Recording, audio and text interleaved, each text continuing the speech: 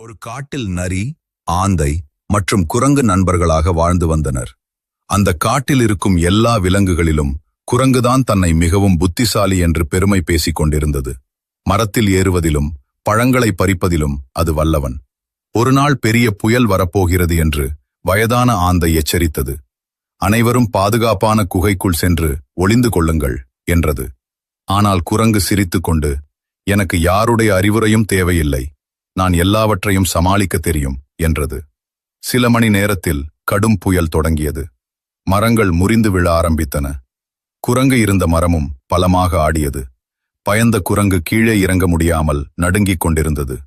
அப்போது ஆந்தையும் நரியும் சேர்ந்து அதை காப்பாற்றி பாதுகாப்பான இடத்துக்கு அழைத்துச் சென்றனர். அப்போது குரங்கு தலை குனிந்து, அறிவு இருந்தாலும் நல்லோரின் அறிவுரையை மதிக்காமல் இருந்தால் அது பயனற்றது என்று உணர்ந்தது. திருக்குறள் கடவுள் வாழ்த்து குறள் 2. கற்றதனால ஆய பயனென்கொல், வாலறிவன் நற்றாள் தொழார் எனின் பொருள். மனிதன் எவ்வளவு கல்வி கற்றிருந்தாலும் உயர்ந்த அறிவும் நல்லொழுக்கமும் கொண்டவர்களின் நல்ல வழியை பின்பற்றவில்லை என்றால் அந்த கல்வியால் பயனில்லை.